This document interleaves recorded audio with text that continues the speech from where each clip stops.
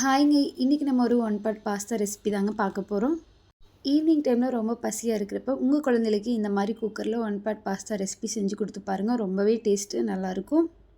Pasta செய்யறதுக்கு ரொம்ப time எடுக்கும் நம்ம நினைப்போம். பட் அந்த மாதிரி கிடையாது. இது ரொம்ப சுலபமாக செஞ்சிடலாம். எந்த ஒரு சாஸும் ஆட் பண்ணாமல் பட் சாஸ் சேர்த்துன மாதிரியே ரொம்ப டேஸ்ட்டாக இருக்கும். கண்டிப்பாக ட்ரை பண்ணி பாருங்கள். வாங்க எப்படி செய்யுதுன்னு பார்க்கலாம்.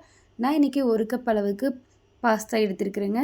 உங்களுக்கு ஹெல்த்தியாக வேணும் அப்படின்னு நினச்சிங்கன்னா வீட் பாஸ்தா எடுத்துக்கோங்க. இதுக்கு வந்து 1/2 டேபிள் ஸ்பூன் வந்து கரம் மசாலா, 1/2 டேபிள் ஸ்பூன் தனி மிளகாய்த்தூள், ஒரு மேகி மசாலா பாக்கெட் பவுடர் எடுத்துக்கோங்க. கூடவே மீடியம் சைஸ் ஒரு பெரிய வெங்காயம், தக்காளி, பச்சை மிளகாய் கட் பண்ணி எடுத்துக்கோங்க. ஒரு பல் பூண்டு, இஞ்சி நல்லா இடித்து எடுத்து வச்சுக்கோங்க. இப்போ ஒரு குக்கரில் 2 டேபிள் ஸ்பூன் ஆயில் சேர்த்துட்டு நம்ம கட் பண்ணி வச்சுருக்க வெங்காயம் சேர்த்துக்கோங்க.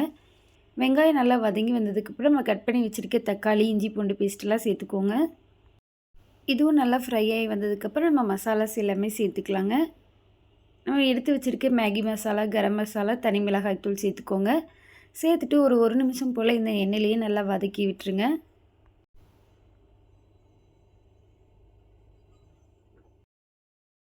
இப்போ நம்ம பாஸ்தாவுக்கு தேவையான அளவு உப்பு சேர்த்துக்கோங்க.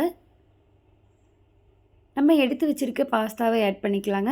பாஸ்தா வந்து அந்த மசாலாவில் ஃபஸ்ட்டு நல்லா மிக்ஸ் பண்ணிக்கோங்க. அந்த மசாலா எல்லா பாஸ்தாலையும் நல்லா மிக்ஸ் ஆகிற மாதிரி உடனே தண்ணி சேர்த்துட வேண்டாம். நல்லா மிக்ஸ் பண்ணதுக்கப்புறம் நம்ம தண்ணி ஆட் பண்ணிக்கலாங்க. இந்தளவுக்கு நல்லா மிக்ஸ் பண்ணதுக்கப்புறம் நம்ம தண்ணி சேர்த்துக்கலாம்.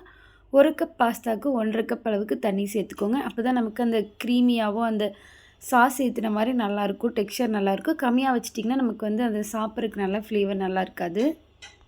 கடைசியாக மல்லி இலை சேர்த்துட்டு நல்லா மிக்ஸ் பண்ணி விட்டுருங்க. குக்கரில் ஒரு 2 விசில் போல் விட்டுட்டு நல்லா ஆற விட்டுட்டு ஓப்பன் பண்ணி எடுத்துருங்க. ஒரு 10 நிமிஷம் போல் ஆற வச்சு எடுத்திங்கன்னா இந்த அளவுக்கு நல்லா நமக்கு வந்து பாஸ்தா ரெடி ஆயிடும். பார்த்தாலே உங்களுக்கு தெரியும், அவ்வளோ சாஃப்டாக ஜூஸியாக இருக்கும். உங்கள் குழந்தைய கண்டிப்பாக விரும்பி சாப்பிடுவாங்க. கண்டிப்பாக இந்த ரெசிபியை ட்ரை பண்ணி பாருங்கள். நீங்கள் இது வரைக்கும் நம்ம சேனலை சப்ஸ்கிரைப் பண்ணலாம், சப்ஸ்கிரைப் பண்ணிக்கோங்க.